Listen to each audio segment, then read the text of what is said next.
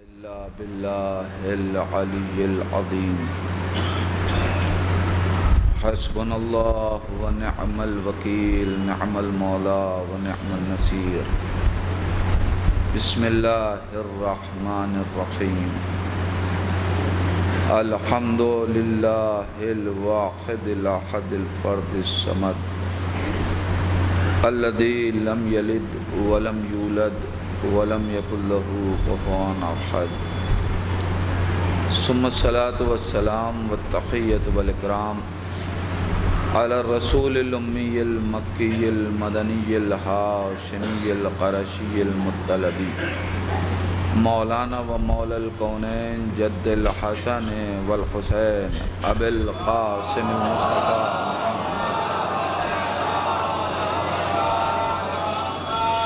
ولعنة الله على أعدائهم أجمعين من الآن إلى قيام يوم الدين وبعد يوم الدين اللهم لعن قاتلي فاطمة الزهراء سلام الله عليها اللهم لعن قتلة الحسين وأولاده وأصحابه أجمعين أما بعد فقد قال الحسين عليه السلام بسم الله الرحمن الرحيم اللهم إنك تعلم إنه لم يكن ما كان منا تنافسا في سلطان ولا التماسا في فضول الحطام ولكن لنري المعالم دينك ونظهر الإصلاح في بلادك ويامن المظلومون من عبادك ويعمل بفرائضك وسنتك وأحكامك صلوات پڑھیں محمد وآل محمد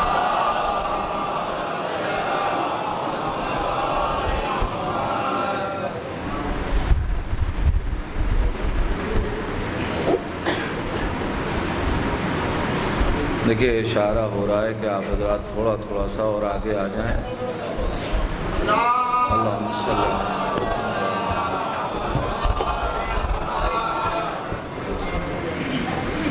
یہ بھی قدرت کا عجب اہتمام ہے اس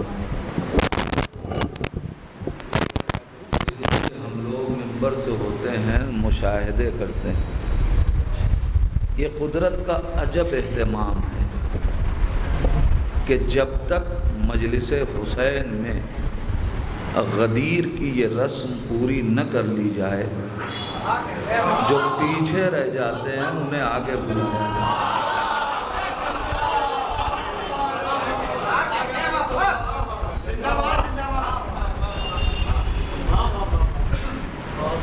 اور یہ بھی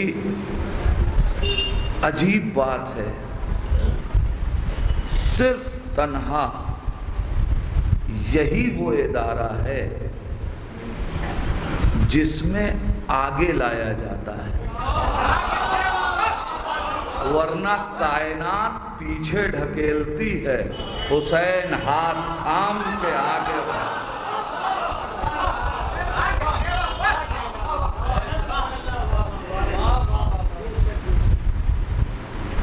عزاداران مظلوم کربلا قسم خدا کی جتنا شکر ادا کریں کم ہے کہ آپ فرش عزائے حسین پہ ہر اعتبار سے شکر کا مقام ہے اللہ کا لاکھ لاکھ کرم کہ آپ کی صحت آپ کو اجازت دے رہی ہے کہ آپ فرش عزا پہنیں اللہ کا لاکھ لاکھ کرم آپ کے حالات آپ کو اجازت دے رہے ہیں کہ آپ فرش عزا پہنیں کم سے کم یہ 2 سال کا جو زمانہ گزرا ہے اس نے ہمیں بتا دیا کہ فرش عزائے حسین کی اہمیت کیا ہے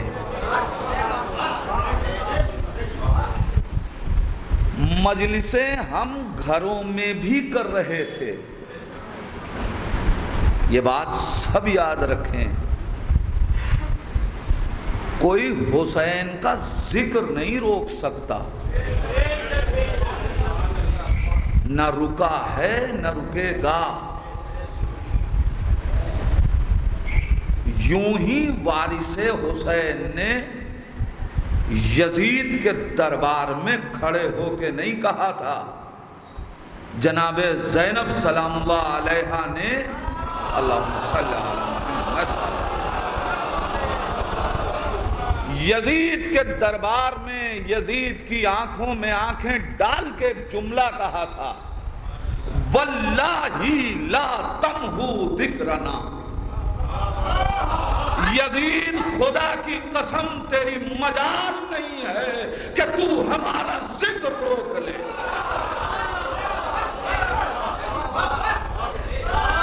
واللہ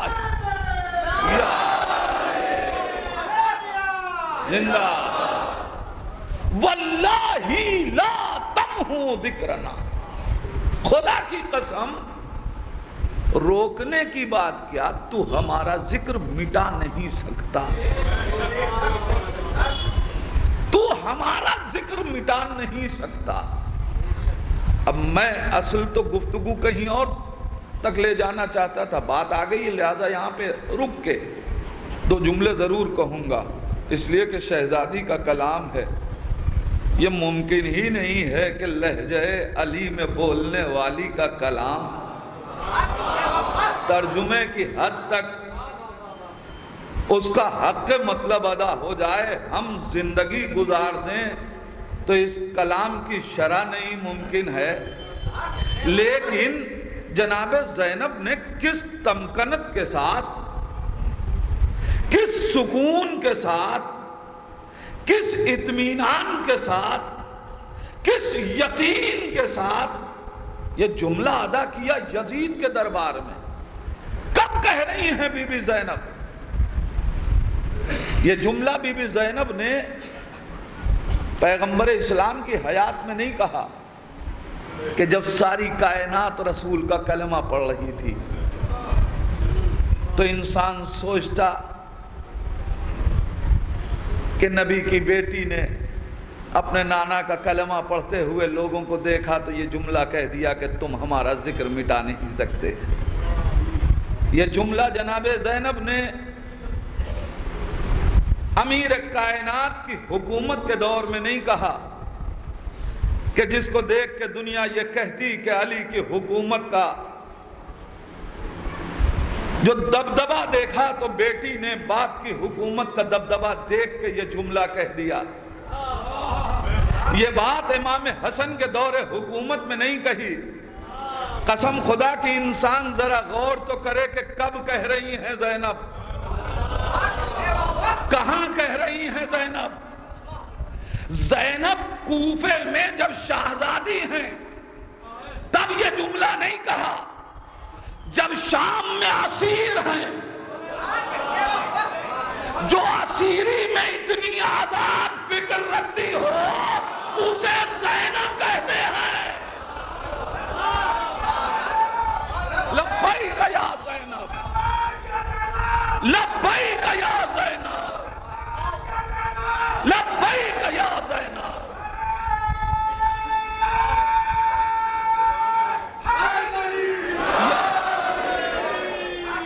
یزید کے دربار میں اس وقت یہ جملہ کہا جا رہا ہے جب بھائیوں کو شہید کیا جا چکا، حالات اتنے سنگین ہیں کہ صرف شہید ہی نہیں، لاشیں پامال کی جا چکی ہیں، سر نیزوں پہ لائے گئے ہیں، در بدر پھرایا گیا ہے، بیویاں اسیر ہیں، اور جس کے حکم سے یہ سب ہوا بات پہ سرے ساتھ سے نہیں ہو رہی ہے۔ ارے میں کیا کہہ رہا ہوں عزیزان ایمان، ذرا وقت کی حساسیت کو دیکھیے اور پھر زینب کے اطمینان کو دیکھیے. کیسے عالم میں جہاں ظاہراً جس کے حکم سے یہ سب کچھ ہو چکا، کہ اب کچھ مٹانے کے لیے ظاہراً باقی نہیں ہے، جہاں حد یہ ہے کہ منبروں سے ان کے قصیدے پڑھے جا رہے ہیں جنہیں پیغمبر اسلام نے کلمہ پڑھنے کے بعد بھی دیکھنا پسند نہیں کیا. میں بڑی ذمہ داری سے کہہ رہا ہوں، تاریخ شاہد ہے، پڑھیے گا. کلمہ پڑھ کے بزم پیغمبر میں آیا، نبی نے کہا پڑھ تو لیا کلمہ میں، لیکن میری نگاہ کے سامنے نہ آنا. جن کے آباء و اجداد کو رسول دیکھنا پسند نہ کرتے ہوں، ان کا قصیدہ منبر سے پڑھا جا رہا ہے، تو اب تو سب کچھ بدل گیا نا. جس کا رسول کلمہ پڑھتے تھے، قصیدہ پڑھتے تھے، اب وہ اسیر ہے، اور جس کو اسیری سے آزاد کیا تھا وہ تخت پہ بیٹھا ہے، تو ظاہراً سب کچھ بدل گیا. مگر اس کے باوجود علی کی شیر دل بیٹی اطمینان سے اس کی آنکھوں میں آنکھیں ڈال کے کہہ رہی ہے، واللہ لا تمحو ذکرنا، خدا کی قسم تو ہمارا ذکر مٹا نہیں سکتا. تہے دیکھ کر لیا مگر ذکر باقی رہے گا، قتل کر دیا مگر ذکر باقی رہے گا، پامال کر دیا مگر ذکر باقی رہے گا، اسیر کر لیا مگر ذکر باقی رہے گا، ختم کرنے کی سازشیں کر لی مگر ذکر باقی رہے گا. کہاں ہے روح یزید؟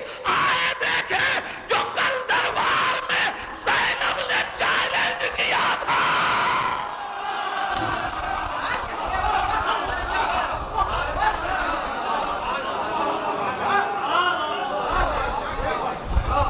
سن 61 کی ایک اسیر بی بی کا چیلنج،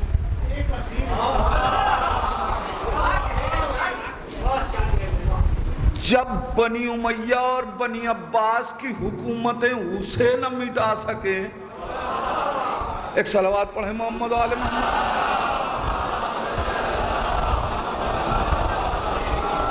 ایک مل جل کے جیتی جاتی صلوات.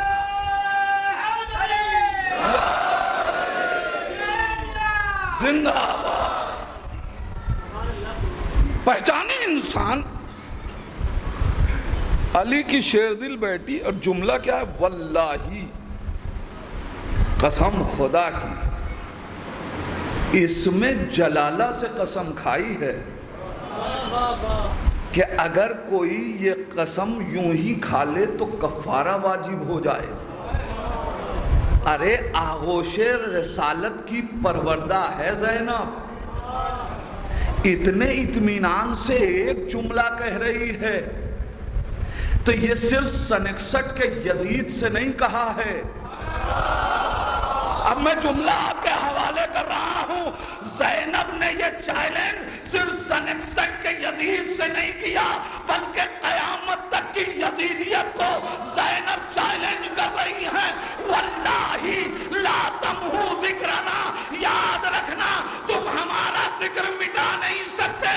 اگر جلوسوں میں پابندیاں بھی لگ جائیں تو آزادار اپنے گھروں کو عزا خانے بلا لیں گے.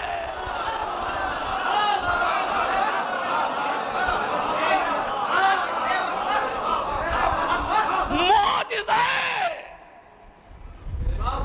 زینب یہ ہے کہ بی بی زینب نے کل چیلنج کیا تھا تم ہمارا ذکر مٹا نہیں سکتے۔ میں کائنات سے یہی تو کہنا چاہتا ہوں، یاد رکھے دنیا جلوس روک سکتی ہے، عزاداری نہیں روک سکتی، اس لیے کہ ہم جلوس کے لیے تمہاری سڑکوں کے محتاج ہیں، عزاداری کے لیے محتاج نہیں ہیں۔ جلوس ہمیں سڑک چاہیے تب جلوس نکلے گا، گلیاں چاہیے تب جلوس نکلے گا، شارع چاہیے تب جلوس نکلے گا، مگر جلوس میں اور عزاداری میں بڑا فرق ہے۔ جلوس سڑکیں چاہتی ہیں مگر عزاداری ہاتھ ہمارا، آنکھیں ہماری، سینہ ہمارا، آنسو ہمارے۔ تم ہماری چیزوں پہ پابندی نہیں لگا سکتے، اس لیے کہ یہ سینہ غدیری ہے، یہ ہاتھ غدیری ہے، یہ آنکھیں غدیری ہے۔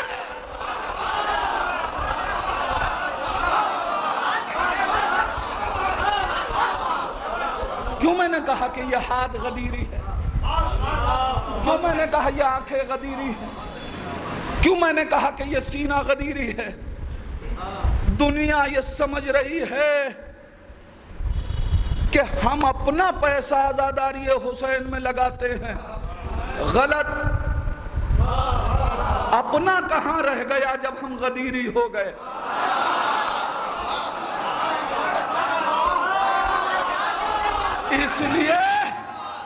اس لیے کہ غدیر کی ولایت کا مطلب یہی ہے، اولا بکم من انفسکم، تم سے زیادہ تمہارے نفسوں پہ حاکمیت ولی غدیر کی ہے۔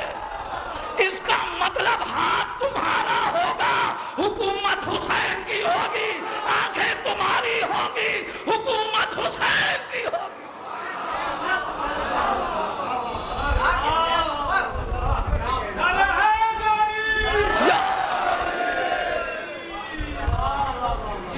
عجیب منزل ہے۔ ایک دو باتیں ضرور عرض کروں گا اپنے موضوع کے چھیڑنے سے پہلے، کہ بڑا عجیب مرحلہ ہے۔ ادھر محرم کا چاند نکلا اور ادھر فتووں کا بازار گرد، شبہات ایجاد کرنے لگے، باتیں وہی پرانی ہیں، چہرے کبھی کبھی نئے ہو جاتے ہیں، بات نہیں۔ ارے صاحب اتنا زیادہ کسی یتیم کو دے دیجئے، کسی کو تعلیم دے دیجئے، مجلس میں اتنا خرچہ کیوں؟ آپ بڑے مذہبی ہیں تو آپ کو جواب مذہب کے اعتبار سے دوں۔ ہر آدمی فائدے کے ساتھ رہتا ہے، جتنا یتیم کو پروان چڑھا کے ثواب نہیں ملے گا، مجلس حسین سے اس سے زیادہ ہے۔ میں ذمہ داری سے یہ بات کہہ رہا ہوں، جسے دلیل چاہیے جائے کامل الزیارات کی روایتوں کو پڑھ لے۔ ایک درہم حسین کے لیے خرچ کرو، 70,000 درہم، ساری نیکیوں پہ 10 برابر، حسین پہ خرچ کرو 70,000 برابر۔ کون نہیں چاہتا کہ اس کا فائدہ زیادہ ہو؟ ارے صاحب یہ کیسے ہو سکتا ہے ایک مجلس کرنے سے اتنا ثواب؟ آپ مجلس کرنے والے کو مت دیکھیے، جس کو بھیج رہے ہیں اسے دیکھیے، جس کے اوپر خرچ کر رہے ہیں اسے دیکھیے۔ مرحلہ حسین کا ہے، مسئلہ ندیم اصغر کا نہیں ہے۔ میری معرفت تو کچھ نہیں مگر حسین تو بہت کچھ ہے۔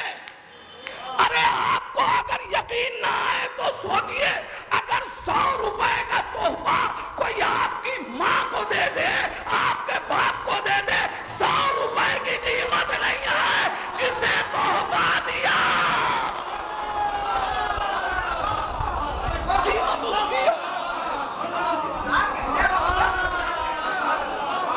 حسین کے مسئلے میں کوئی رواداری، کوئی تکلف سے کام لینے کی ضرورت نہیں۔ ہم کیا لٹائیں گے حسین کے لیے؟ ہم کیا لٹائیں گے حسین کے لیے؟ کائنات کی کوئی شے بتا دیجئے جس کو اللہ نے حسین کے لیے مقرر نہ کر دیا ہو۔ کوئی شے بتائیے کہ جسے اللہ نے حسین کے لیے مقرر نہ کیا ہو۔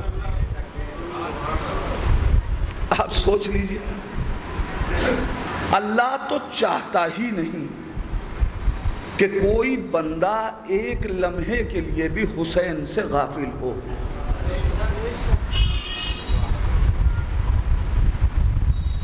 کھانا بھوک لگے گی تو کھائیں گے، لباس ضرورت پہ لیں گے، مگر ایک چیز تو ہے نا کہ انسان بغیر اس کے بہت دیر رہ نہیں پاتا۔ جو انسان کی ضرورت ہے پانی، حکم دلوا دیا جب پانی پیو حسین کو یاد کرو۔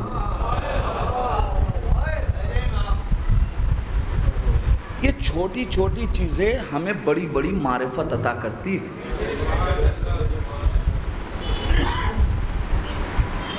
اچھا آپ بتائیں، مجلس ہم کریں، سینہ زنی ہم کریں، خرچ ہم کریں، کنگال دوسرے کیوں ہو رہے ہیں؟ اس لیے کہ ہم نے تو آج تک کوئی نہیں دیکھا کہ کل تک ایک مجلس کسی معیار تک ہوتی ہو اور اس کے بعد دوبارہ اس مجلس کا معیار نیچے آیا ہو۔ ہمیشہ خرچ کرنے والا خرچ بڑھا کے کرتا ہے۔ اگر آمدنی نہیں بڑھی تو خرچ بڑھایا کیسے؟ تو برکت ہو رہی ہے، ہم خرچ کر رہے ہیں، ماتم ہم کرتے ہیں، چوٹ کسی کو لگتی ہے۔ عجیب بات ہے، آخر کیا وجہ ہے؟ اچھا ٹھیک ہے، ہم نے تو کبھی کسی اجتماع کو بدعت نہیں کہا، ہم نے کبھی پابندی نہیں لگائی۔ آپ جتنا بڑا اجتماع چاہیے کیجئے، ہم نے کسی جلوس کو بدعت نہیں کہا، ہم نے کسی پروگرام کو کسی کے بدعت نہیں کہا، ہم نے پابندی نہیں لگائی۔ پھر ہم کرتے ہیں تو ادھر سے پابندی کیوں ہے؟ جانتے ہیں وجہ کیا ہے؟ وجہ یہ ہے کہ تاریکیوں کا خوف نور کو نہیں ہوتا، تاریکیوں کا خوف نور کو نہیں ہوتا، لیکن نور سے ہمیشہ اندھیرا ڈرتا ہے۔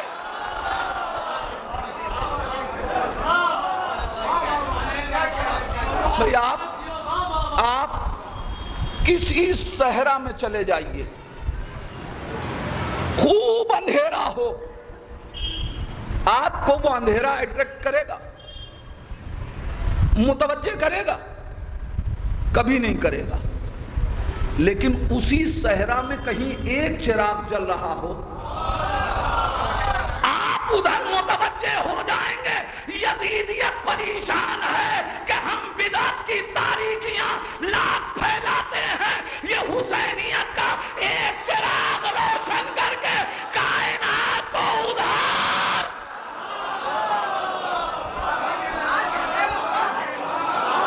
تو مسئلہ سارا یہی ہے، ان مجلسوں کے تقدس کو سمجھیں۔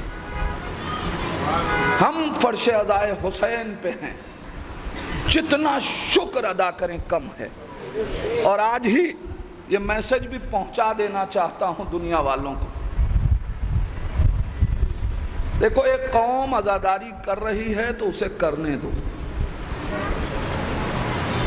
ہمیں حسین کی عزاداری سے روکو مت۔ احسان مانو کہ ہم کر رہے ہیں تو دنیا خاموش ہے، ورنہ تاریخ پڑھ کے دیکھ لو، جب رونے والوں کو رونے نہیں دیا جاتا تو آسمان بھی روتا ہے، زمین بھی روتی ہے، سورج بھی روتا ہے، پتھر بھی گریا کرتے ہیں، ساری کائنات رونے لگتی ہے، ہم رو رہے ہیں تو زمانہ خاموش ہے، ہمیں گریا کرنے دو تاکہ دنیا خاموش رہے، ورنہ یہ بتاؤ ہم چپ ہو گئے تو کتنے فتوے لگاؤ گے؟ درخت عزاداری کرے گا، پیڑ عزاداری کریں گے، اسمار عزاداری کریں گے، حسین کی عزا نہیں رکے گی، عزاداری حسین رک نہیں سکتی، اس لیے کہ یہ کوئی رسم نہیں ہے، حسین کی عزاداری نہیں رک سکتی، اس لیے کہ یہ رسم نہیں ہے، رسموں کو انسان ایجاد کرتا ہے، لہذا جب اس سے طاقتور انسان آ جائے تو اسے روک لیتا ہے۔ عزاداری رسم نہیں ہے، عبادت ہے، عبادت روکی نہیں جا سکتی انسانوں سے۔ بھائی یقین نہ آئے، عزاداری ہم نہیں کرتے، ہم سے یہ جو ہم فرش عزا پہ ہیں نا، آئے نہیں ہیں، لائے گئے ہیں، دلیل کسی اور وقت دوں گا، ہم آئے نہیں ہیں، لائے گئے ہیں، لہذا عزاداری کسی اور کے اختیار میں ہے، یہ ہو رہی ہے، ہوتی رہے گی، رسم نہیں ہے، دنیا جسے ایجاد کرے اسے دنیا روک لیتی ہے، لیکن جو وہاں سے ایجاد ہو کے آئے، جس کے پیچھے قدرت ہو، اس کی تائید ہو، اسے روکا نہیں جا سکتا۔ دلیل دوں، اگر سارا زمانہ آج یہ طے کر لے کہ کل سورج نہیں نکلنے دیں گے، مجھے بتائیے کوئی روک سکتا ہے؟ ساری کائنات مل کے بھی چاہے تو سورج کا نکلنا رک نہیں سکتا۔ یہ عزاداری حسین یہ خدا کی جانب سے ہے، پوری کائنات مل کے بھی عزائے حسین کو روک نہیں سکتا، یہ حسین کی عزاداری ہے۔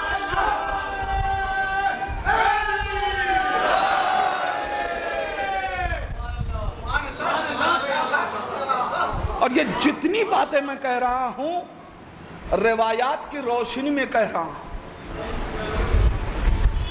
خدا اہتمام کرتا ہے عزاداری حسین کا، خدا اہتمام کرتا ہے، یقین نہ آئے پڑھ لیجئے تاریخ۔ جب جناب آدم نے ساق عرش پہ نور چمکتے ہوئے دیکھے تو سوال کیا، اے جبرائیل کیا ہم سے پہلے بھی؟ جبرائیل نے آواز دی، آپ بھی انہی کے صدقے میں ہیں۔ اب کچھ زبان حال ہے، کچھ زبان مقال ہے۔ جناب جبرائیل سے پوچھا کون ہے؟ جبرائیل امین نے پہچنوایا، یہ علی، یہ پیغمبر، یہ علی، یہ فاطمہ، یہ حسن، یہ حسین۔ روایت آپ کی سنیے، جیسے ہی لفظ حسین سنا، آدم نے کہا اے جبرائیل، اب تک جتنے نام لیے انہیں سن کے دل میں ایک سرور و انبساط کی کیفیت پیدا ہو رہی تھی، یہ پانچواں نام تم نے کس کا لیا کہ دل میں اضطراب پیدا ہو گیا؟ اس کی وجہ کیا ہے؟ اے آدم، یہ آپ کے صلب سے ہیں، مگر رسول کے اس نواسے کو کربلا میں شہید کیا جائے گا۔ ہوا کیا؟ آدم نے سوال کیا، جبریل نے شہادت حسین پڑھی، اس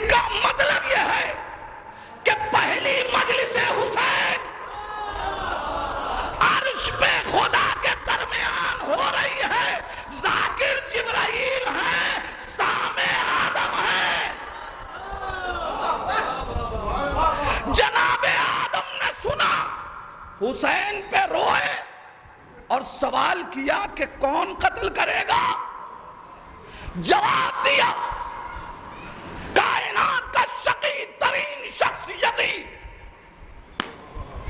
آدم نے یزید پہ لعنت پڑھی۔ میں پھر جملہ دوہرا رہا ہوں، آدم نے یزید پہ لعنت پڑھی، حضرت آدم نے یزید پہ لعنت پڑھی۔ ایک بات طے ہو گئی کہ جو آدمی ہوگا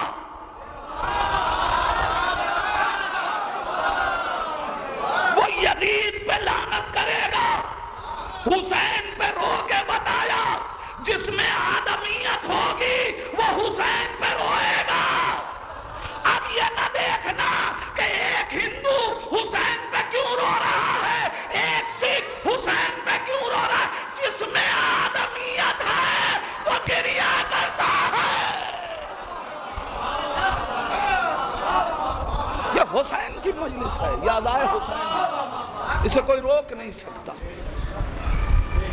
یہ ادائے حسین ہے۔ دیکھیے اشارہ کیا جا رہا ہے، ایک صلوات پڑھ کے ذرا سا اور آگے آ جائے، جو لوگ کھڑے ان کو جگہ مل سکے۔ ادھر کو ذرا سا جگہ موجود ہے، جو لوگ اس طرف ہیں۔ ایک اور صلوات پڑھیں محمد والے میں۔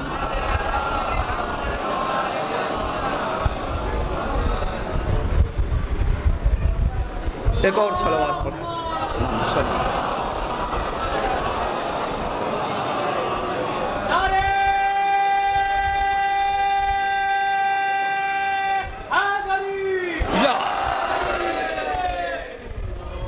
لہذا عزاداری یہ رسم نہیں ہے، عزاداری رسم نہیں ہے، مکتب ہے۔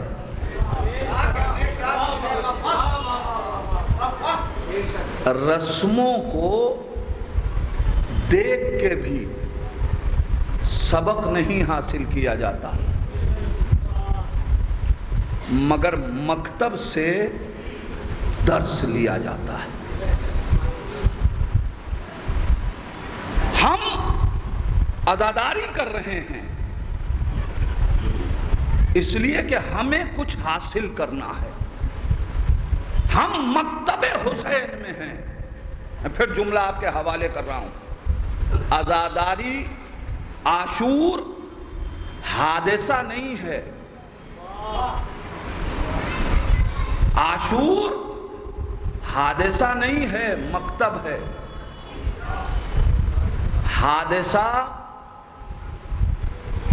اس کی نہ پہلے سے خبر ہوتی ہے نہ بعد میں یاد رکھا جاتا ہے۔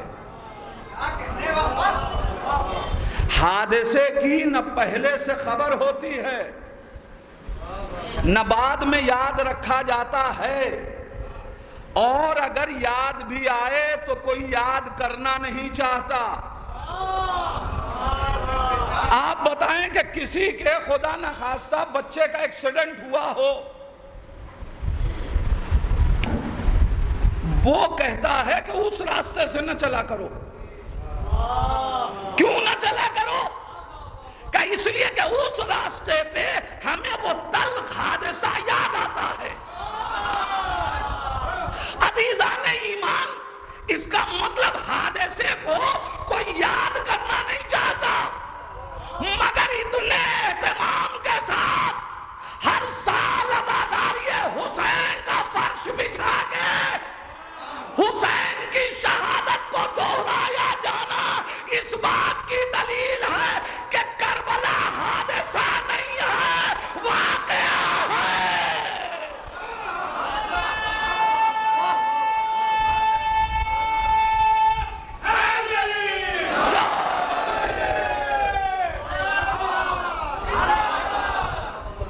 نہ جانے کتنے حادثے تاریخ کے صفحات پہ تاریخ کے ذہن سے محو ہو گئے، مگر جو واقعہ تھا وہ کل بھی ہے اور آج بھی ہے اور کل بھی رہے گا۔ قرآن نے بھی حادثوں کو نہیں لکھا، قرآن نے بھی واقعات لکھے، انبیاء کے یہاں حادثہ نہیں ہے، واقعہ ہے۔ واقعہ اچھا ہو تو سبق دیتا ہے، برا ہو تو عبرت سکھاتا ہے۔ یاد رکھیے گا کربلا بھی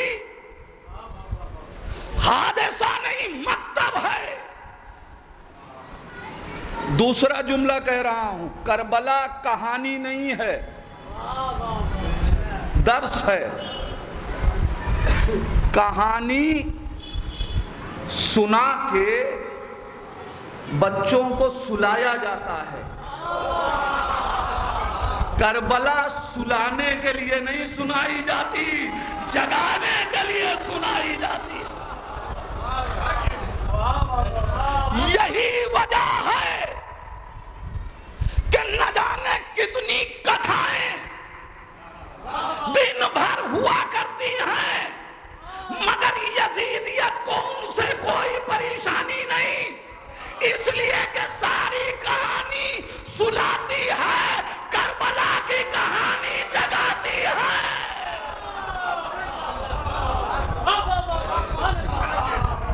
کربلا پہ کیوں پابندی؟ عزاداری پہ کیوں پابندی؟ اس لیے کہ یہ کہانی سلانے کے لیے سنائی نہیں جاتی، یہ درس ہے جو جگانے کے لیے سنایا جاتا ہے۔ اور جس کو جتنا خطرہ ہے وہ اتنی ہی پابندی لگائے ہے۔ اب اگر کسی ملک میں دوسرے مذاہب کے اسٹرکچر بننے پہ پابندی نہ ہو لیکن عزاخانوں پہ پابندی ہو تو پھر سمجھ لیجئے گا کہ وہ بھی جانتا ہے بھائی کہانیاں وہاں بھی سنائی جا رہی ہیں، عزاخانے میں بھی حسین کی داستان سنائی جاتی ہے، پھر وہ بنوانے کو تیار، اس کا افتتاح کروانے کو تیار، یہاں ہمیں بنانے بھی نہیں دیا جائے، روکا جائے تو حکومت کیوں گھبرا رہی ہے؟ اس لیے کہ وہ ساری کتھائیں شہنشاہیت کو عروج دیتی ہیں، حسین کا داس شہنشاہیت کا گلا مروڑ دیتا ہے۔ لہذا جن ملکوں میں آج بھی شہنشاہیت ہے وہ کربلا کی داستان دہرانے نہیں دینا چاہتے، اس لیے کہ انہیں معلوم ہے کہ کربلا صرف ایک سکے یزید کا تختہ نہیں پلٹتی، ہر زمانے کے شہنشاہ کا تختہ پلٹ دیتی۔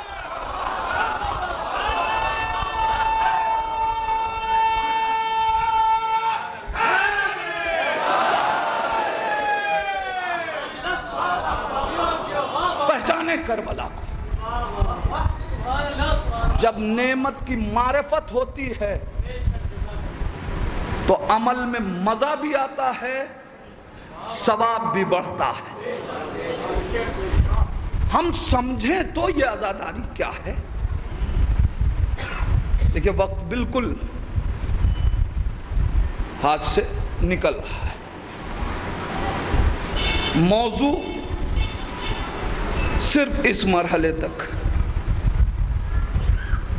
ہم کو کربلا کو کیوں سمجھنا ہے، انقلاب کربلا کیوں پڑھنا ہے، کربلا کا درس ہمیں پڑھنا کیوں ضروری ہے؟ اس لیے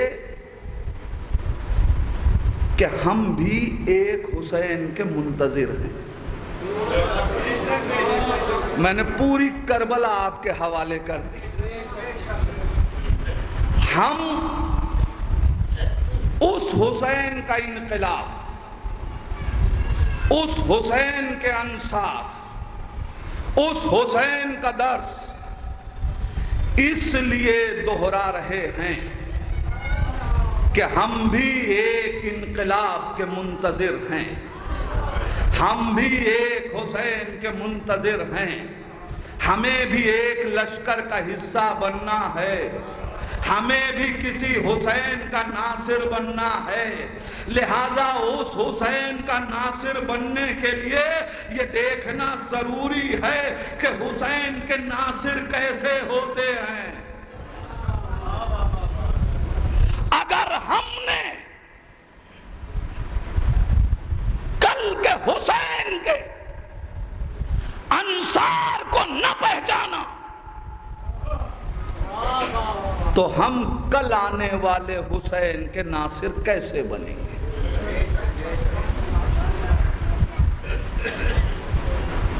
لہذا لازم ہے کہ ہم مکتب کربلا کو پہچانیں، اور مکتب کربلا کا ایک عظیم حصہ حسین کے انصار ہیں۔ لہذا انصار حسینی کے اوصاف و کمالات کو پہچانیں۔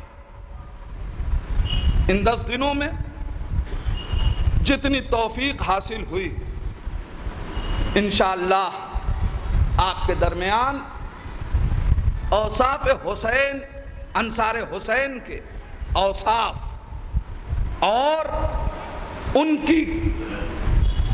کے کردار، ان کی سیرت، ان کے رجز، ان چیزوں سے ہم کوشش یہ کریں گے کہ ہم وہ کیفیت اپنے اندر پیدا کریں تاکہ اگر غیبت سے آنے والا وہ چراغ گل کرے تو ہم میدان چھوڑ کے بھاگے نہیں۔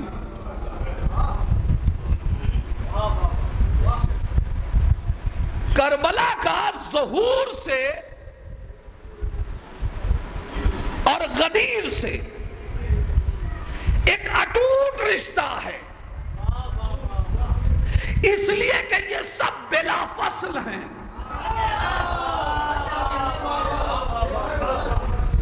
انشاءاللہ آپ کو تاریخ حوالے کروں گا، میں صرف اس وقت تمہیدی منزل میں کچھ جملے عرض کر رہا ہوں جن کی شرح ہوگی مجلسوں میں۔ لہذا ضروری ہے کہ اگر ہم یہ چاہتے ہیں کہ چاہتے ہیں، اس میں کوئی شک نہیں، کون ہے جو نہیں چاہتا؟ ہر آدمی کا ایک جملہ بتاتا ہے کہ وہ چاہتا ہے۔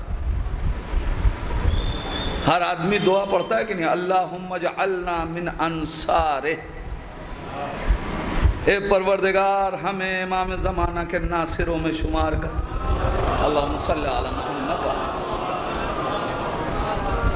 تو جب ناصر میں شمار ہونے کی دعا کرتے ہیں تو کوئی دوسرا تو نہیں جائے گا نا کہ دیکھیں کہ ہم ناصر بنیں گے کیسے؟ اس لیے کہ سپاہی نہیں چاہیے، حسین کو ناصر چاہیے۔ امام زمانہ کو سپاہی نہیں چاہیے، ناصر چاہیے۔ سپاہی اور ناصر میں بڑا فرق ہے۔ رسول کے پاس کچھ ناصر تھے مگر اکثریت سپاہیوں کی تھی۔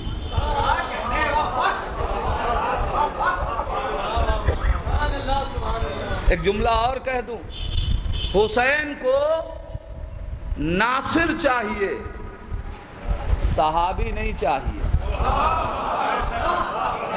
اس لیے کہ وہ بغل میں بیٹھ تو سکتا ہے، میدان تک جاتا نہیں ہے۔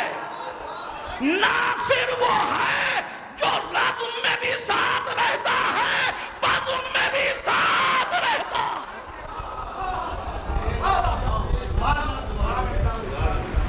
ہمیں ناصر بننا ہے۔ یہ ساری لفظیں ان کی شرح انشاءاللہ آپ تک پہنچانے کی کوشش کروں گا۔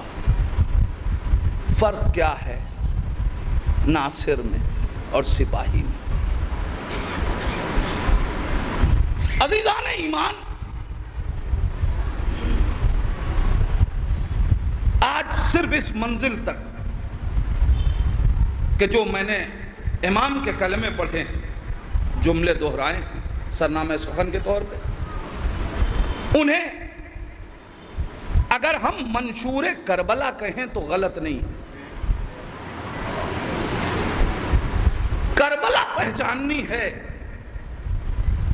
تو ہمیں حسین کے اقوال کو پڑھنا پڑے گا. میں اس سے پہلے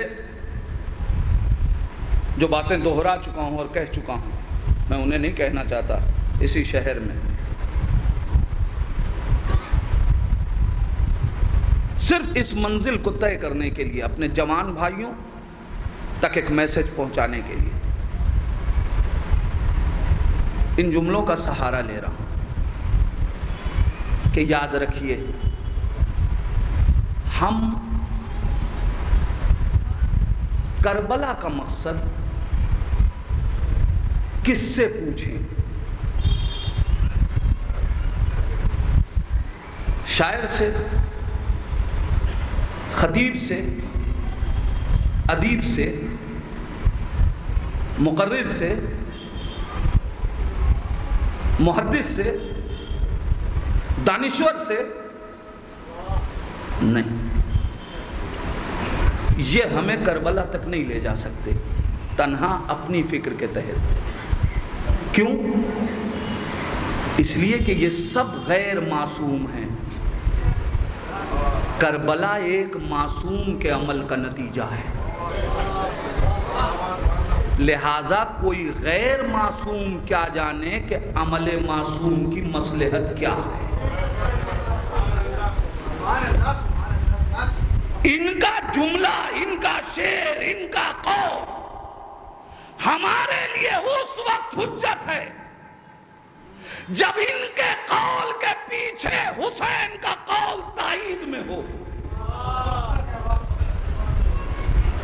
اگر اقوال حسین سے مستنبط ہے، اگر فکر حسین سے متصل ہے، اگر بات حسین کی زبان شاعر کی ہے، اگر فکر حسین کی جملے مقرر کے ہیں، تب تو حجت صحیح. لیکن اگر مستقل طور پہ تو نہیں ممکن ہے. کیوں؟ اس لیے کہ ایک معصوم کے عمل کی مصلحت کوئی غیر معصوم کیا جانے اور ہم کسی اور سے کیوں پوچھیں. اس لیے اگر کربلا بنانے والا کوئی گونگا ہوتا تو ہم کسی اور سے پوچھتے کہ کربلا حسین نے کیوں بنائی. مگر کربلا بنانے والے کا ایک لقب خطیب نو کے سنا ہے. اما جو سر و تن میں جدائی کے بعد بولنے کی صلاحیت رکھتا ہو، کیا اس نے اپنے انقلاب سے پہلے انقلاب کا مقصد بیان نہ کیا ہوگا؟ تو ہم کسی غیر کے دروازے پہ کیوں جائیں؟ حسین سے پوچھئے مقصد کربلا کیا ہے. غیروں سے پوچھئے گا نا تو وہ آپ کو فکروں کو الجھا دیں گے، اس لیے کہ وہ خود ہی کربلا نہ پہنچے تو آپ کو کہاں لے جائیں. اسی لیے جب غیروں نے کربلا کی تفسیر بیان کی خود بیٹھ کے شام کے گھٹاٹوپ اندھیروں میں، تو انہوں نے لکھا کہ 2 شہزادوں کی جنگ تھی. انہوں نے لکھا کہ حسین نے، یزید نے بیعت کا مطالبہ کیا تھا اس لیے جنگ کی، حسین حکومت چاہتے تھے اس لیے جنگ کی. یہ ساری باتیں آپ سنا کرتے ہیں، مگر حسین سے پوچھئے مولا آپ نے کربلا کیوں بنائی. حسین آواز دے رہے ہیں کربلا اقتدار کی جنگ نہیں ہے، کربلا اقتدار کے مقابلے میں اقدار کی جنگ ہے. کربلا حکومت کی جنگ نہیں ہے، کربلا دین کی ویلوز کی جنگ ہے. عزیزان ایمان، اب امام حسین کے قول کو پڑھیے. امام آواز دے رہے ہیں بسم اللہ الرحمن الرحیم، اللہم انک تعلم انہ لم یکن ما کان منا تنافسا فی سلطان ولا التماسا فی فضول الحطام. اے پروردگار تو جانتا ہے کہ حسین نے کربلا حکومت کے لیے نہیں بنائی، بلکہ حسین کو تو حکومت سے رغبت بھی نہیں. پھر کربلا کیوں بنائی؟ وَلَٰكِن لِتَرِيَ الْمَعَالِمَ دِينِكَ. ہم نے کربلا اس لیے بنائی تاکہ تیرے دین کی قدروں کو بلند کیا جا سکے، تیرے دین کی قدروں کو بلند کیا جا سکے. وَنُظْهِرَ الْإِصْلَاحَ فِي بِلَادِكَ. اور ہم نے کربلا اس لیے بنائی تاکہ تیرے شہروں میں اصلاحی کام انجام دیے جائیں. وَيَأْمَنَ الْمَظْلُومُونَ مِنْ عِبَادِكَ. اور ہم نے کربلا اس لیے بنائی تاکہ تیرے مظلوم بندوں کو ظالم کے ظلم سے بچایا جا سکے. اس کا مطلب کربلا دہشت گردی سے بچاتی ہے، دہشت گرد بناتی نہیں ہے. وَيُعْمَلَ بِفَرَائِضِكَ وَسُنَّتِكَ وَأَحْكَامِكَ. اور ہم نے کربلا اس لیے بنائی تاکہ لوگوں کو تیرے واجبات کا پابند بنایا جا سکے، تیرے رسول کی سنتوں کا پابند بنایا جا سکے. میں نے ترجمے کی حد تک بات پہنچا دی. مقصد حسین اگر انسان اسے سمجھ لے تو پھر لشکر حسین تک آنے میں اسے آسانی ہوگی، اس لیے کہ جسمانی طور پہ کربلا میں پہنچنا کمال نہیں ہے، فکری طور پہ حسین کا ساتھی بننا یہ کمال ہے. جسمانی طور پہ شمر بھی کربلا میں تھا. میں کیا کہہ رہا ہوں؟ جسمانی طور پہ پسر سعد بھی کربلا میں تھا. جسمانی طور پہ وہ لشکر جو علی اصغر کو تیر مارنے کو تیار تھا، علی اکبر کو نیزہ چبھونے کو تیار تھا، کیا وہ کربلا سے کہیں الگ تھا؟ جسمانی طور پہ کربلا میں تھا، لیکن چونکہ فکر کربلائی نہ تھی، لہذا کربلا میں ہونے کے باوجود لعنتی رہا. مگر فکر اگر کربلائی ہو جائے، ذہن کربلائی ہو جائے، مقصد کربلائی ہو جائے، تو عبداللہ ابن عفیف اپنی نابینائی کی وجہ سے کربلا نہ جا سکے، مگر آج بھی حسین کے لشکر کا حصہ ہے. مرحلہ فکر کا ہے. فکر ساتھ کرو، اپنی فکر حسین کی فکر سے ملاؤ. اگر فکر میں کربلا کی ہم آہنگی ہو گئی تو پھر یاد رکھیے گا نابینائی بھی حسین کے لشکر کا حصہ بننے سے روک نہیں پاتی. فکر ساتھ ہو.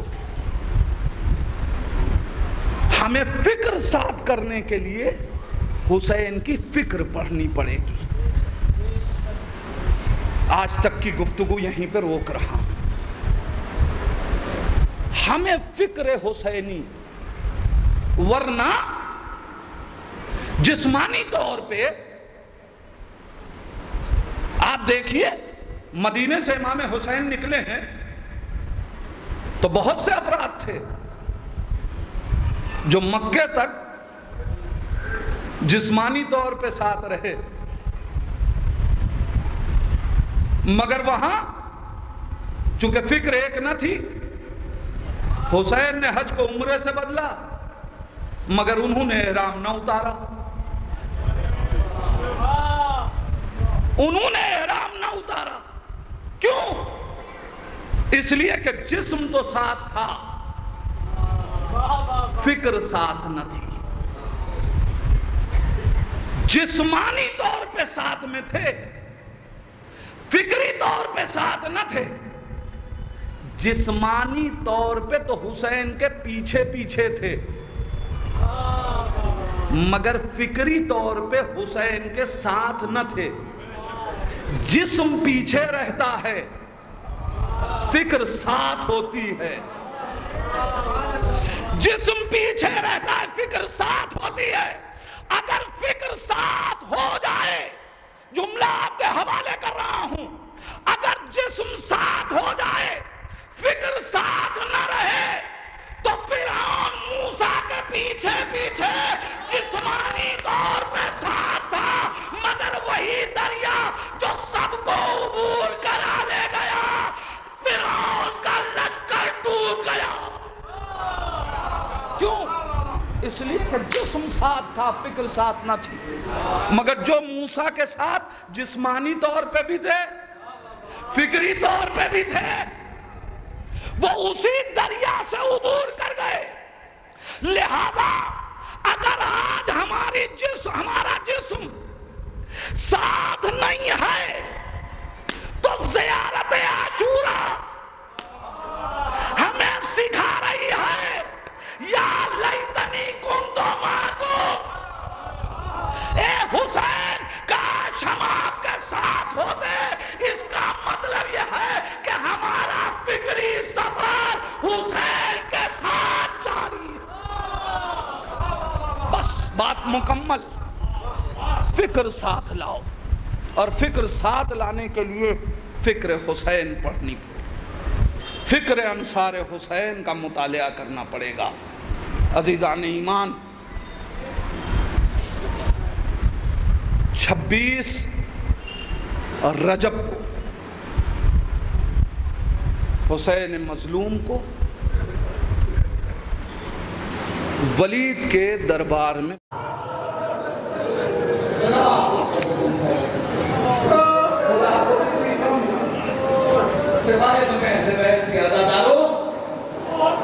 مولا، جب آپ کی آواز بلند ہوئی دربار میں، تو ظالم نے آپ کو چھوڑ دیا۔ مولا، آپ دربار سے اپنے گھر کو گئے، مگر سید سجاد دربار سے زندان شام۔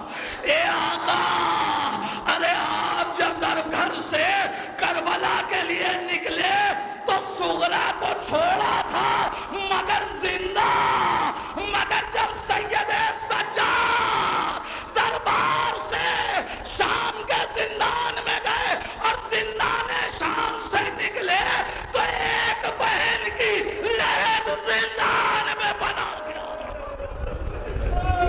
جزاک اللہ آزادارو، جزاک اللہ۔ آ گیا محرم، پرسہ دے رہے ہو؟ ایک جملہ کہہ رہا ہوں، محسوس کر لیں گے تو آنکھوں کے آنسو رکیں گے نہیں۔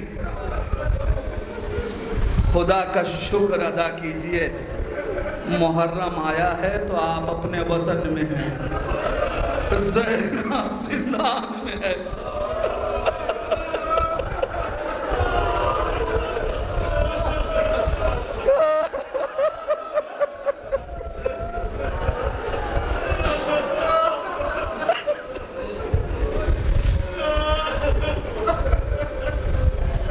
عزادارو،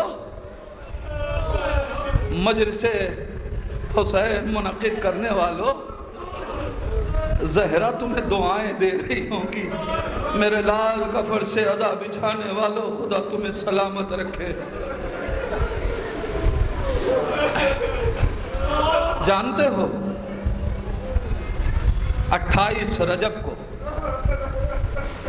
27 کی شب، 28 کو حسین مدینہ چھوڑ رہے ہیں، 27 رجب کو رات میں شب 28 رجب مقتل لکھتا ہے کہ حسین بار بار سیدہ کی قبر پہ جاتے تھے،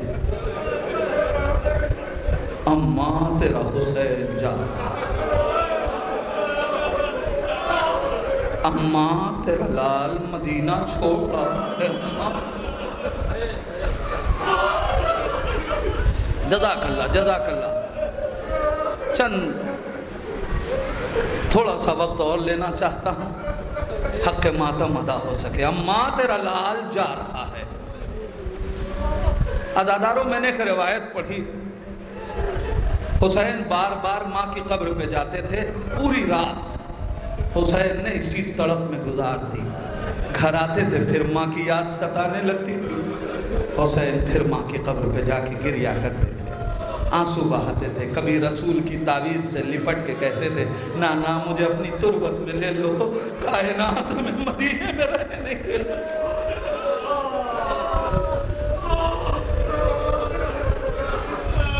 میں سوچ رہا تھا کہ یہ بار بار ماں کی قبر پہ حسین کیوں جا رہے ہیں۔ جب میں نے ایک روایت پڑھی نا کہ اگر کسی کی ماں دنیا سے چلی جائے، ماں کی دعائیں بچوں کے حق میں رائگاں نہیں ہوتی، لہٰذا اگر کسی کی ماں دنیا سے چلی جائے اور وہ بچہ مصیبت میں گرفتار ہو تو اسے چاہیے کہ وہ ماں کی قبر پہ جائے اور جا کے کہے، اماں میرے حق میں دعا کرو۔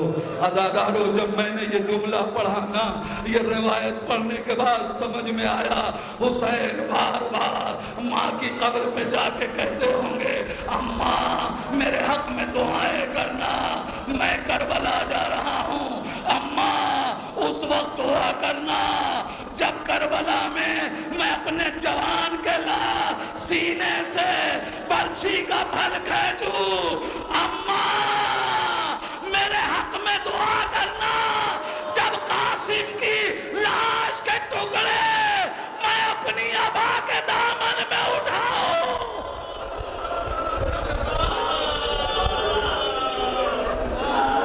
جزاک اللہ جوانوں، آواز گریہ روکنا نہیں۔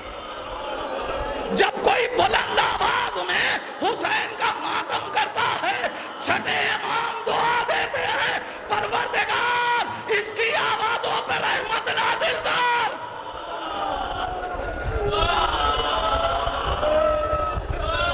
حسین آواز دے رہے ہوں گے، اماں تیرا حسین جا رہا ہے، اے اماں میں کربلا جا رہا ہوں، اماں اس وقت حسین کے لیے دعا کرنا جب برابر کے بھائی عباس کے بازو میں اپنے ہاتھوں میں اٹھاؤں۔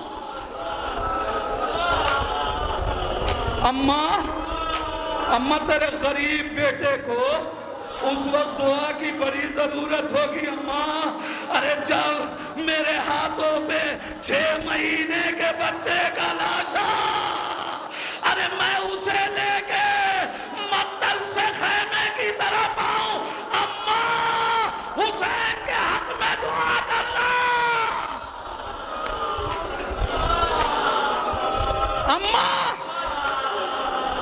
اماں تیرا حسین کربلا جا رہا ہے، اے اماں اس وقت حسین کو تیری دعا کی سخت ضرورت ہوگی، اماں جب میرا سر ہوگا، شمر کا خنجر ہوگا، زینب ہوگی، فریاد ہوگی، اے پسر سعد۔ جزاک اللہ عزادارو، جزاک اللہ۔ حق ماتم ادا ہو رہا ہے، بس آخری روایت، مجلس ختم۔ جب قافلہ مدینے سے نکلنے لگا، سب سوار ہو گئے، مدینے سے قافلہ نکلنے لگا تو امام حسین نے ایک آہٹ محسوس کی، دیکھا ایک بی بی ہے جو سر پہ چادر ڈالے ہوئے حسین کے قریب آ رہی ہے۔ آقا ٹھہر گئے، اماں پہچان گئے، بی بی ام البنین ہے، اماں رخصت کر چکی تھی، اماں کس لیے آئی ہو؟ کہا حسین تھوڑی دیر کے لیے میرے عباس کو میرے حوالے کر دو، آقا آپ کا بیٹا ہے، اماں یہ آپ کا لال ہے، لے جائیے عباس، جاؤ۔ مادر اماں ام البنین آواز دے رہی ہے، غازی عباس آئے، اماں کیا کہنا چاہتی ہو؟ کہا میرے لال تھوڑی دیر کے لیے میرے ساتھ آ جاؤ، لیا، لے کے قبر پہ آئی۔ مقتل کہتا ہے چاندی جیسے بالوں سے ام البنین نے ردا ہٹائی، عباس اپنا داہنا ہاتھ فاطمہ کی قبر پہ رکھو، بایاں ہاتھ میرے سر پہ رکھو، عباس قسم کھاؤ جب تک یہ بازو سلامت رہیں گے حسین پہ آنچ لائے، بچے پریشان نہ ہو، زینب کی رضا چھینی نہ جائے، اماں تیرے حق کا واسطہ، جب تک یہ بازو، ارے مدینے میں خبر آئی حسین مارے گئے، ام البنین نے نجف کا رکیا، اے جابا آقا عباس زندہ رہا، بشیر نے کہا بی بی جب تک تیرا عباس خیموں میں آگ نہ لگی، سکینہ تماچے نہ کھائی، زینب کی رضا۔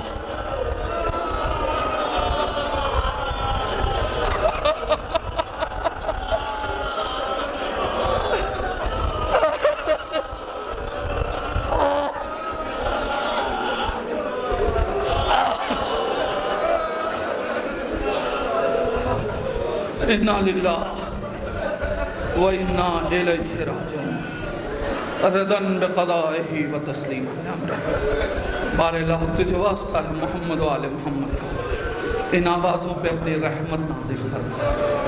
میرے پروردگار گزشتہ برس تک جو لوگ اس فرش عذاب پہ تھے آج نہیں ہیں، میرا اللہ ہمارے آنسوؤں کا ثواب ان کے نام عمل میں منتقل فرما۔